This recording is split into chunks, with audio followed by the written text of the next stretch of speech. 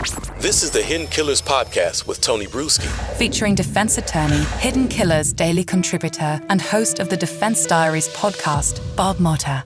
What's your take thus far on the appeal or the request for a new trial because of the jury tampering and where that is all sitting? We haven't really heard a whole lot from Rebecca Hill other than that she denies the charges against her.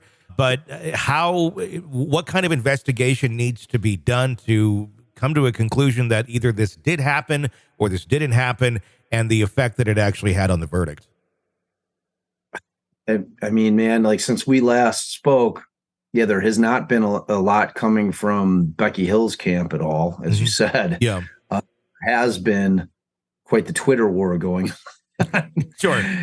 And there's been some interesting things, we've got there's so many players down there, and it's such an incestuous area in terms of everyone knows each other. Everyone practices with one another down there, so you've got that situation where, people are like, oh, well, put, his buddy Joe onto two of these jurors, and he's representing two of the jurors. And then you got Eric Bland, who obviously was on the opposite side of the fence on this case, declaring that he'll represent jurors for free if they need representation.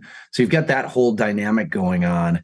And, it's such a mess. It really is. And at this point, people are bickering about whether or not what she said, if it amounts enough to jury tampering. And my position on it is, if she said one word about anything relating to the trial, about anything relating to him testifying, about believing or not believe, it's jury tampering. Yeah. Period.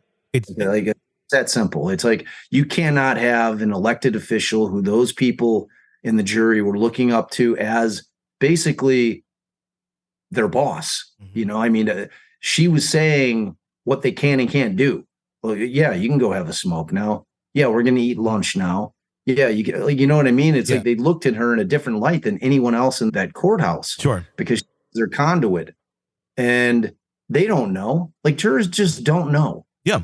What is going on. If it's the first time you sat in a jury, it is a brand new experience for you. And I guarantee you've never done anything like it. And if you never serve again, you'll never do anything like that again, because it's an incredibly unusual, it's just, there's nothing like jury service. It's like, I know people are like, oh, I got summoned for jury service, I don't want to do it. It should be the opposite. Anybody who gets the opportunity to serve on a jury should do it. Number one, because it's a civic duty. And number two, because it's fascinating. Sure. It doesn't matter what case it is. You get sucked into the minutia of any case that you're sitting on. And you're the arbiter. You're the one deciding the fate, whether it's for money, whether it's for freedom, whatever the case may be. I mean, who doesn't want to be a decision maker, But when it comes to freedom and or a death penalty case, or in this case, life in prison, it's a heavy burden, but still, and people take it seriously. So when she's coming in there, they don't know whether or not she's allowed to talk to them, because the pushback that I was seeing is like, okay, well, and I think that we talked about it on our last episode, Newman asked every day. Yeah. Thing in the end, did you talk to anybody about the case? Anybody talk to you about the case? And they were always saying no, and then we've got Egg Lady, who basically flat out was asked, did the clerk of the court talk to you about the case? And she said under oath, no. And now in her affidavit, she's saying yes. So you've got this contradictory statement, so the pushback on, the pro Becky Hill, she didn't tamper with anything. We hate Murdoch and we don't care if she talked to the jury. It's got to stick. The bottom line, this guy's never walking out of prison. Sure.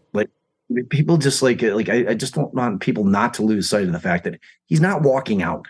No, he's not. And even though he's a despicable human being, he still deserves a fair trial. And if he didn't get that, then that needs to be corrected. Yes, the Constitution trumps all. I'm sorry. Unless we want a country that doesn't have a Constitution and we're all just running around like chickens with our heads cut off, in a complete free-for-all, then we have to abide by the rules, period. Sure. Doesn't matter how much of a garbage human being he is, the Constitution trumps all. It's that simple. I detest Murdoch. From attorney and looking at this guy who was stealing millions of dollars of his clients' funds, who desperately needed that money. Yeah. I can't, putting aside the murders, which are beyond disgusting. But just from the stealing millions of dollars from people that their entire lives were depending on that money, and he could care less. Yep. Like he's awful. Yeah. Like, he's just a terrible person. Notwithstanding that, the guy still has constitutional rights. And more importantly, what we're doing here is not protecting Murdoch per se. We're protecting the Constitution. That's the bigger picture. Yeah. Like, you got to look at the entire forest, not the tree. Murdoch is the tree. Yeah. We have to protect the forest. Yeah. And, if it comes out and we're going to hear it, I'm convinced that there's no way that Newman's not going to grant an evidentiary hearing, and we're going to hear all of it. Yeah. And if it comes out that she was improperly discussing the case with the jurors, that's it. It's a no-brainer. To me, the more interesting question, Newman going to have to be a witness. Yeah. And where will this trial be as well? Is it going to take place there if it were to happen, or are they going to have to move this out of the area just because of all the hoopla that's going on with this to begin with? I know. It's crazy. Yeah.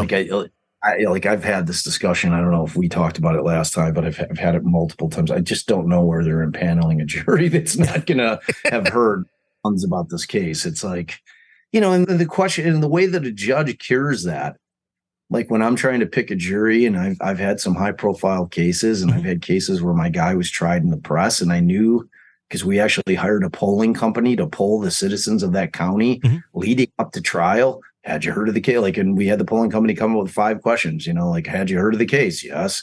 Okay. Did you reach a conclusion on innocence or guilt? Yes. What was your conclusion? Guilty or innocent? Yeah. Guilt. And it came back like over 90% had heard of the case, over 90% had reached a conclusion, over 90% found he was guilty, like in their own minds, based on just reading the newspaper articles, which is not evidence. Sure. Like that challenge of a case that like Murdoch, where it dwarfed Garcia in terms of press, but like in that area, Garcia was like, everyone knew about the case. This is like everybody in the world knows about this case. So it's concept of a judge being able to say, when I'm picking a jury, okay, you've heard of the case, you formed an opinion. Here's what the ultimate question is. Despite the fact that you formed an opinion, are you going to be able to follow the law and put your opinion aside? And if those jurors say yes, the judge considers them cured, which you and I both know is insane. Yeah. Like, it's not curing anything, even subconsciously. If you're on the fence about something, but in the back of your mind, you've always thought the guy was guilty, you're going to vote guilty because that's consciously what you're thinking, even if you're trying to follow the law. It's a mess, man. It's going to be those cases, though, man. It's like one of the big cases of my life in terms of just being fascinating, because there's so on with it, but I felt the same way about Vallow. Like Vallow, just the intricacies of it were so mind blowing to me. Sure. In terms of kind of like the legal maneuvering that went on in that case, from like a law nerd perspective, that was just a fascinating case. And then you inject the fact that like in Idaho, they didn't have the insanity defense. It wasn't even an option for them, where you've got this woman that clearly, I think, believed that the end of days is coming and that she's all good. Sure. She's one of the chosen ones, so she's going to survive it. So she didn't really care what was going on at the trial, because she still thinks that the world's coming to an end in March of 2024. She thinks like like I'm walking out of here because everyone's going to be dead. Yeah. Aside from, so it's like that whole side of that thing was just like, man, I was twisted knots on that thing mentally. There's so many twisted stories out there right now. Never ending.